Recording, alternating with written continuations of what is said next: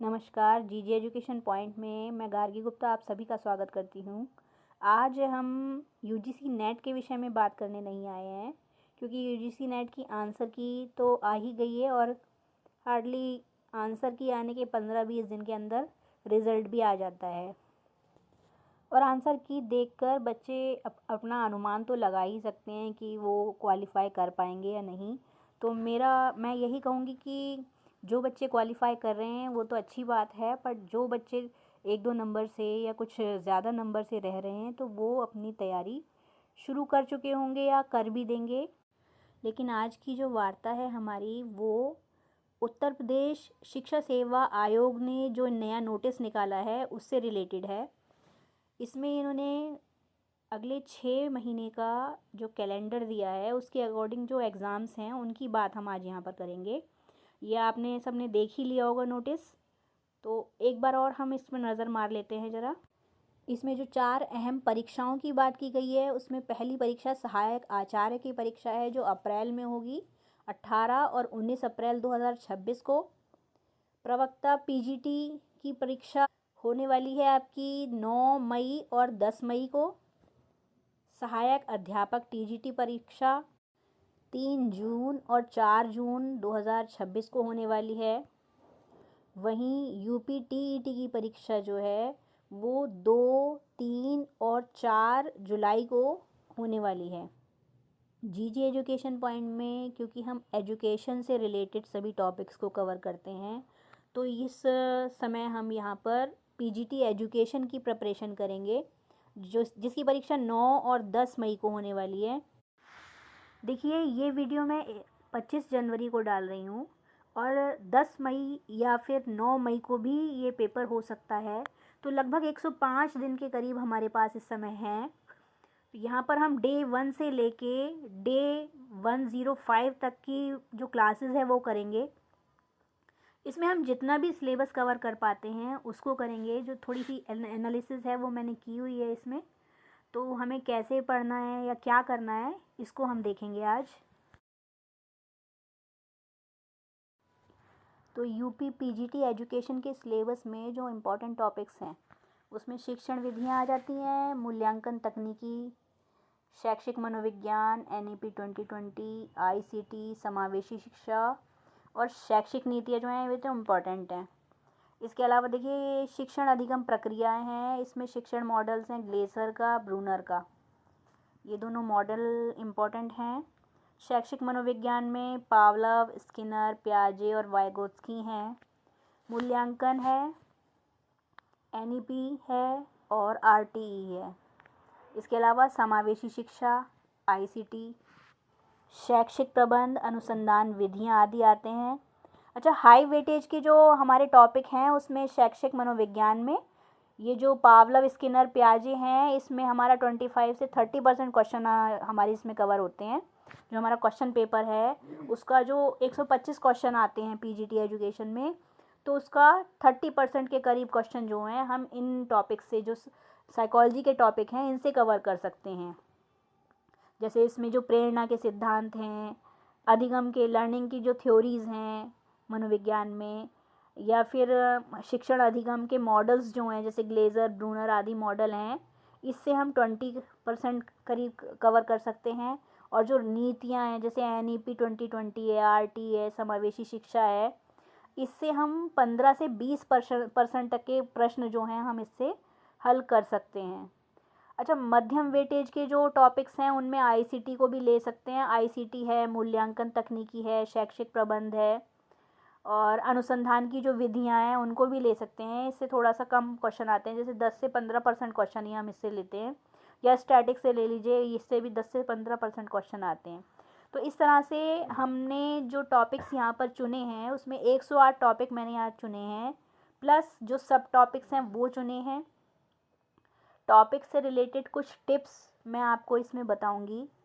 तो हम आज से इसकी क्लासेस स्टार्ट करने वाले हैं। डे 1 से हम यहाँ पर क्लास करेंगे यूपी पीजीटी के नाम से, और डेली मैं एक टिप भी आपको उस टॉपिक से रिलेटेड दूंगी। जो इम्पॉर्टेंट टॉपिक्स हैं उनको हम पहले कवर करेंगे और जो छोटे मोटे टॉपिक्स हैं उनको बीच बीच में शॉर्ट्स के रूप में मैं आपको प्रोवाइड कराती रहूँगी। साथ ही जो मेरी यूजीसी नेट की जो क्लासेस यहाँ पर मेरे चैनल पे पड़ी हुई हैं, उनमें भी कुछ टॉपिक ऐसे हैं जो हम यूपी पीजीटी को भी कवर करते हैं, तो आप उनको भी देख सकते हैं। तो जल्दी से शेयर कर दीजिए इस चैनल को, इस वीडियो को, ताकि और बच्चे भी इसका फ़ायदा उठा सकें। तो शुरू करते हैं आज से। आज के लिए एक मैंने बहुत छोटा सा टॉपिक तैयार किया है शिक्षण मॉडल का, जो कि शिक्षा से संबंधित है और ये बहुत ही ज़रूरी है एक शिक्षक के लिए। तो सबसे पहले हम ये जानेंगे कि शिक्षण मॉडल हम किसे कहते हैं, शिक्षण मॉडल का मतलब क्या है। देखिए, शिक्षण मॉडल क्या है, जब हम पढ़ाने जाते हैं क्लास में, जब क्लास में पढ़ाने जाते हैं तो ऐसे ही थोड़ी जाकर कहीं खड़े हो जाएंगे, है ना। तो जब हम पढ़ाने के लिए जाते हैं तो हमें ये भी पता होता है कि हम क्या पढ़ाएंगे, कौन सा चैप्टर पढ़ाना है, हमें बच्चों को कौन सी क्लास में पढ़ाना है, उस चैप्टर में क्या क्या चीज़ है या क्या कंटेंट है जिसको हमें पढ़ाना है। तो ये जो सारी जो प्लानिंग करनी होती है, ये योजना बनाते हैं। ये योजना एक प्रारूप या फॉर्मेट में तैयार की जाती है, जिसे शिक्षण मॉडल का नाम दिया जाता है। तो शिक्षण मॉडल का काम क्या होता है, ये एक व्यवस्थित रूप से जो है आपकी टीचिंग को या आपके शिक्षण कार्य को जो है वो संचालित करता है। तो शिक्षक का उद्देश्य जो होता है उससे प्राप्त हो जाता है, मतलब जो शिक्षक पढ़ाना चाहते हैं, बच्चों को अच्छे से पढ़ा पाते हैं, छात्रों के व्यवहार में इससे परिवर्तन होता है। प्रभावी कक्षा प्रबंधन के लिए ये मार्गदर्शन का कार्य करता है। तो शिक्षण मॉडल क्या है? शिक्षण मॉडल एक सुनियोजित प्रारूप या योजना है जो शिक्षण अधिगम प्रक्रिया को व्यवस्थित रूप से संचालित करने में सहायता करता है।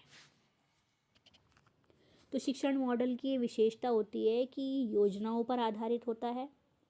इसके द्वारा छात्रों के व्यवहार में परिवर्तन किया जा सकता है और ये लचीलापन लिए हुए होता है, मतलब फ्लेक्सिबल होता है। मान लीजिए बच्चा एक तरह से नहीं सीख पा रहा है तो उसको दूसरी मेथड से सिखाने की कोशिश की जाती है। तो शिक्षा के क्षेत्र में बहुत सारे अलग अलग मॉडल्स जो हैं अलग अलग मनोवैज्ञानिकों द्वारा दिए गए हैं, लेकिन आधुनिक मनोविज्ञान में इसे 4 श्रेणियों में ब्रूस जॉयस और मार्शा बेल ने 1972 में अपनी पुस्तक में मॉडल ऑफ टीचिंग में बांटा है। जो देखिए, इसके जो 4 प्रकार हैं वो किस प्रकार से इन्होंने विभाजित किया है। देखिए, 4 प्रकार के जो प्रकार बताए गए हैं उसमें फर्स्ट नंबर पे है सामाजिक अंतःक्रिया मॉडल। देखिए, ये समूह कार्यों पर फोकस करता है, समूह चर्चा है या फिर सहयोग पर आधारित जो उद्देश्य होते हैं, सामाजिक कौशल के विकास में ये सहायक होता है। इसमें क्या करते हैं, जैसे कक्षा में वाद विवाद होता है, जो डिबेट्स होते हैं, उनके लिए जो है ये उपयोगी होता है मॉडल। तो इसमें जो मॉडल आते हैं उसमें ग्रुप इन्वेस्टिगेशन मॉडल है, ज्यूरिस्प्रूडेंशियल मॉडल, इस 2 प्रकार के मॉडल इसमें आते हैं। सेकंड नंबर पे है सूचना प्रसंस्करण मॉडल। ये सोचने समझने पर आधारित होता है, जैसे कि सूचना देते हैं ना, सूचना के आधार पर ये कार्य करता है, जैसे मानसिक प्रक्रियाओं, सोच, स्मृति, मेमोरी पर कार्य करता है। ये इसका जो फोकस होता है वो अपने उद्देश्यों पर होता है और समस्या समाधान पर होता है। थर्ड मॉडल है व्यक्तिगत विकास मॉडल। देखिए, जैसे कि नाम से ये है पर्सनल मॉडल है, पर्सनल डेवलपमेंट के लिए है। तो ये छात्रों की व्यक्तिगत रुचि और उसकी स्वतंत्रता पर आधारित होता है। इसका उद्देश्य जो होता है ये आत्म साक्षात्कार करना होता है, यानी अपने आप को पहचानना होता है। परामर्श और मतलब जैसे कि परामर्श जैसे शिक्षण जो होता है ना, वो इसमें काम करता है। जैसे नॉन डायरेक्टिव टीचिंग मेथड्स हैं, क्लासरूम मीटिंग्स हैं, वो इसमें जो हैं ये इसके एग्जाम्पल्स हैं। नेक्स्ट है व्यवहार परिवर्तन मॉडल। ये व्यवहार के सुधार के लिए मॉडल होते हैं, जैसे कि उत्तेजना प्रतिक्रिया पर आधारित जो मॉडल होते हैं जो व्यवहार में सुधार करते हैं, जैसे पुरस्कार दंड पर फोकस करते हैं, वो मॉडल इसके अंतर्गत आते हैं। जैसे ग्लेसर बेसिक मॉडल है, स्किनर प्रोग्राम्ड इंस्ट्रक्शन है, कॉन्ट्रैक्ट एक्टिविटी पैकेज है। इस टाइप के जो मॉडल्स हैं वो इसमें आते हैं। तो मॉडल आपके लिए बहुत इंपॉर्टेंट हैं टीचिंग मॉडल में, जैसे ग्लेसर का, ब्रूनर का ऑसोबेल का मॉडल है, इससे करीब 10 से 15 प्रश्न हमारे कवर कर देता है ये। कई बार जैसे इसके टाइप्स हैं, इनका कंपैरिजन करना भी आपको आना चाहिए, तो ये चीज़ इसमें आपको ध्यान रखनी है। तो अगर आपको यहाँ तक समझ में आ गया है तो जो इम्पोर्टेंट क्वेश्चंस हैं अब हम उनको देख लेते हैं, लेकिन उससे पहले लाइक शेयर एंड सब्सक्राइब कर लीजिए वीडियो को। फर्स्ट क्वेश्चन हमारा है, जायस वर्गीकरण के अनुसार ग्लेजर मॉडल किस परिवार का है? ए सामाजिक अंतरक्रिया, बी सूचना प्रसंस्करण, सी व्यक्तिगत विकास, डी व्यवहार परिवर्तन। दीजिए इसका आंसर। देखिए इसका आंसर है संज्ञानात्मक प्रक्रिया पर आधारित मॉडल है ग्लेजर का, जो 1962 में रॉबर्ट ग्लेजर द्वारा विकसित किया गया था। शिक्षण मॉडल के 4 परिवारों का वर्गीकरण किसने किया? A Glaser, B Joyce and Weil, C Bruner, D पियाजे।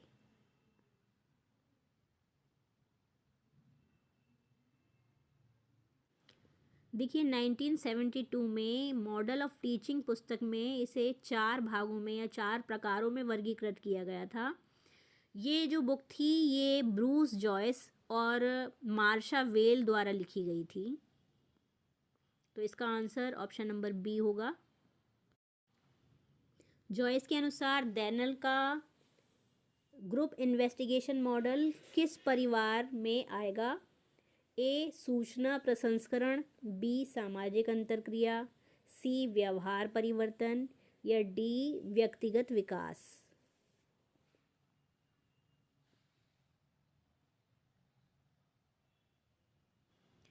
Group investigation method Herbert दलेन द्वारा दिया गया मॉडल है, तो ये आता है आपका सामाजिक अंतरक्रिया वाले प्रकार में या परिवार में।